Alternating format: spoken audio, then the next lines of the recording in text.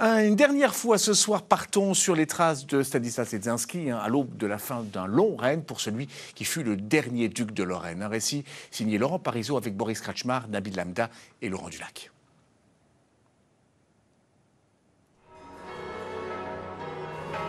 C'est un chef-d'œuvre de l'art baroque, bâti à l'emplacement d'une chapelle du Moyen-Âge qui célébrait la victoire du duc René II de Lorraine contre les Bourguignons. Dès 1737, Stanislas Leczinski, nouveau duc de Lorraine, décide qu'il sera enterré dans l'église Notre-Dame de Bonsecours.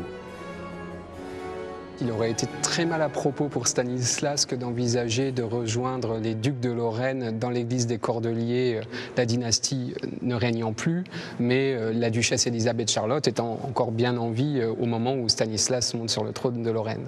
Donc il fait probablement le choix de Bonsecours parce que c'est une église nancéenne qui est bien dans la capitale du duché, c'est une église qui est liée à l'histoire de Nancy, qui en même temps est suffisamment excentré pour ne pas provoquer de controverses chez les plus traditionnels des Lorrains. Et puis par ailleurs, c'est une église qui est vouée au culte marial, qui est un culte qu'on connaît assez bien et qu'on apprécie fortement en Pologne également. Après 3 ans de travaux, le résultat est flamboyant. L'austère église romane et gothique est remplacée par un édifice lumineux et baroque, conforme à la vision qu'avait Stanislas de la religion. La mort du dernier duc de Lorraine survient 25 ans après la fin des travaux de Notre-Dame de Bonsecours. Stanislas est alors âgé de 88 ans.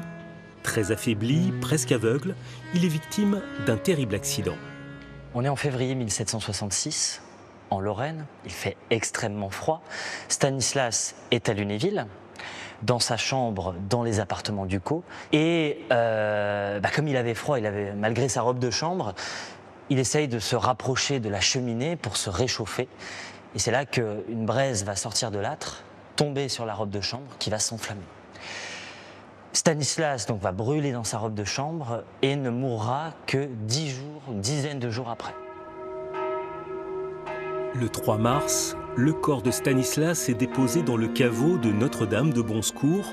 Il y repose auprès de son épouse, Catherine Opalinska, décédée en 1747. Leur fille, Marie Leczinska, reine de France, se charge d'ériger le monument funéraire du dernier duc de Lorraine. Ce n'est qu'en 1775 que le mausolée de Stanislas est installé dans le cœur de l'église. On trouve Stanislas qui est représenté en position semi-couchée, une position de dignité. Et sous Stanislas, il y a 3 grands symboles. Au centre, un globe qui représente le deuil porté par l'humanité après la mort du souverain. À droite, une charité éplorée qui renvoie justement au legs de Stanislas sur cette culture charitable. Et à gauche, une Lorraine digne qui observe en fait son souverain, le souverain qu'elle a perdu. Monarque bienveillant, grand architecte et bon administrateur, Stanislas a su se faire aimer de son vivant. Mais il s'interrogeait sur la trace qu'il laisserait dans l'histoire, comme en atteste cette fresque de Girardet sur le plafond du salon carré de l'hôtel de ville de Nancy. On y voit Stanislas conduisant le char d'Apollon sous un soleil brillant, mais cerné de sombres nuages. Ces 4 nuées noires, en fait, c'est un nuage noir qui évoque la destruction, la mort et la question existentielle qui se posait, non pas sur la vie, mais sur est-ce que ce que j'ai construit va durer dans le temps ? Et évidemment, plus de 250 ans après, on peut lui répondre que oui, son patrimoine, que ce soit à Nancy, que ce soit à Lunéville ou à Commercy, il est toujours là, admiré. Éphémère roi de Pologne, aventurier errant, puis souverain sans pouvoir, Stanislas Leczinski est aussi l'arrière-grand-père de 3 rois de France, Louis XVI, Louis XVIII et Charles X.